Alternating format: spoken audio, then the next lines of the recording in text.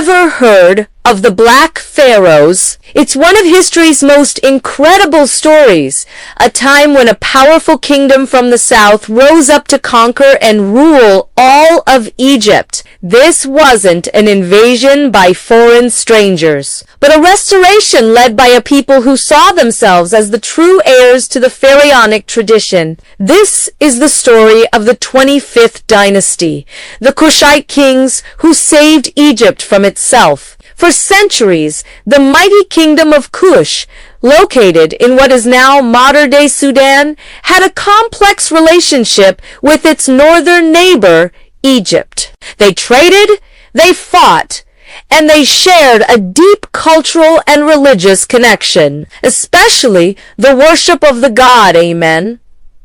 But as the new kingdom of Egypt collapsed into a period of division and chaos, known as the Third Intermediate Period, the Kushite rulers saw an opportunity and a duty. Egypt was fractured, ruled by competing local chieftains and dynasties. The sacred traditions were being neglected, and the country had lost its way. From their capital in Napata, the Kushite kings looked north and decided it was time to intervene. The first major move was made by a king named Kush. His name literally means the Kushite.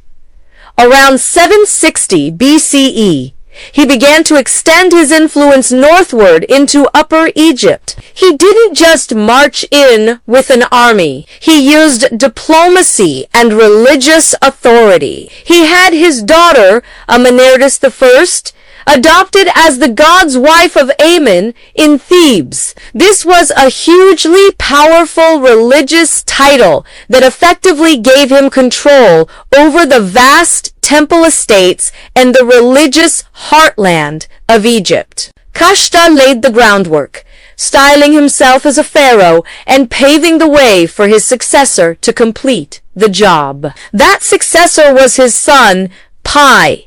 Pi was a brilliant military strategist and a deeply pious man. He saw the disunity in Egypt as an insult to the god Amen. When a powerful ruler in the Nile Delta named Tefnuk tried to unify Lower Egypt under his own rule, Pi saw it as a direct challenge. In response, he launched a full-scale invasion around 728 BCE. He documented his campaign on a massive granite slab known as the Victory Stele. The text is incredible. It's not just a record of battles, but a declaration of his divine mission. Pi describes himself as being chosen by Amen to restore order. His campaign was swift and decisive. He sailed down the Nile with his fleet, capturing city after city. He accepted the surrender of numerous local kings and princes who bowed before him, acknowledging his supreme authority. After conquering the great city of Memphis, the final holdout, Tefnuk, finally submitted. Pi had done it. He had reunified Egypt under a single ruler for the first time in centuries. But instead of staying in Egypt to rule from a northern capital like Memphis or Thebes, Pi returned to his homeland of Kush, ruling the vast dual monarchy from Napata. He had fulfilled his sacred duty and now governed as the undisputed lord of the two lands. Following Pi, his brother Shabaka came to the throne. Shabaka consolidated Kushite control over all of Egypt. He moved the capital from Napata to the traditional Egyptian capital of Memphis, signaling that the Kushite rulers were not just conquerors, but were here to stay as legitimate Egyptian pharaohs.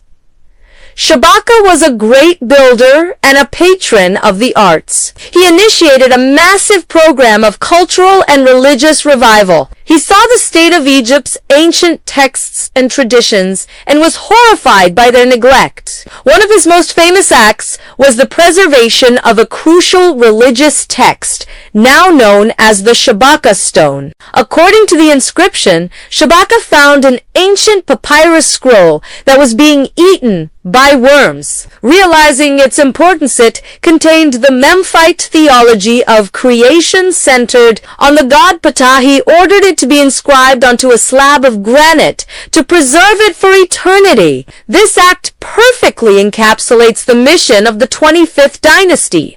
They saw themselves as conservators, as the protectors of Egypt's ancient heritage. They weren't trying to impose Kushite culture on Egypt. They were reviving Egypt's own glorious past. This revival was visible everywhere. The art of the 25th dynasty is remarkable. It blended traditional Kushite features, like the distinctive cap crowns and double uraeus cobras, symbolizing rule over both Kush and Egypt, with an Arcasing style that deliberately copied the art of Egypt's old and middle kingdoms. They looked back to the golden ages of pyramid builders and powerful pharaohs for inspiration. They built and restored temples throughout the land, from the Nile Delta all the way south to Jebel Barkel in Sudan, the sacred mountain believed to be the southern home of Ammon. The next great pharaoh of this dynasty was Taharqa, the son of Pi.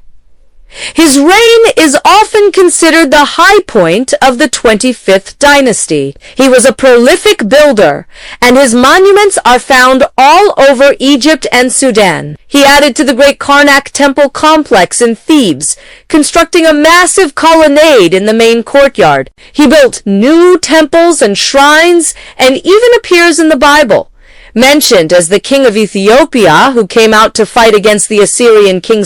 Taharqa ruled over an empire that stretched from the shores of the Mediterranean deep into modern-day Sudan, the largest Egyptian empire since the New Kingdom. For a time, it seemed like this Kushite-led renaissance would last forever, but a new, formidable power was rising in the east, the Neo-Assyrian Empire. The Assyrians were a ruthless and highly effective military machine, and they had their eyes set on the riches of Egypt. The first major clash came during the reign of Taharqa. The Assyrian king Esarhaddon invaded Egypt, and after several fierce battles, he managed to capture Memphis in 671 BCE. Taharqa was wounded and forced to flee south to Thebes. The Assyrians captured Taharqa's family, including his son, and plundered the city. But Taharqa was resilient.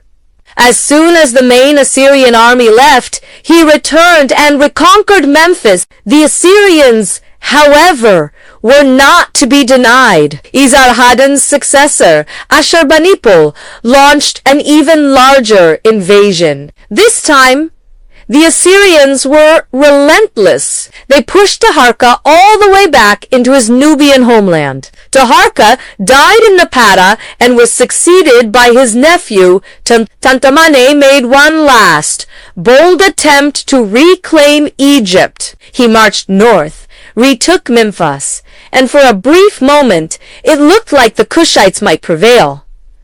But Ashurbanipal's response was swift and brutal. The Assyrians returned in force. In 663 BC, they not only defeated Tantamane's army, but marched all the way south to Thebes, the sacred heart of the Kushite regime. They sacked the city in an event that sent shockwaves across the ancient world. The great temples were looted, and its treasures were carried off to the Assyrian capital of Nineveh. This was the effective end of the 25th dynasty's rule over Egypt. Tantamane retreated back to Kush, and the Assyrians installed a native Egyptian vassal king, beginning what would become the 26th dynasty. The Kushite pharaohs would never rule Egypt again. So, What is the legacy of these Black Pharaohs? For a long time, their story was overlooked or misunderstood, dismissed by early Egyptologists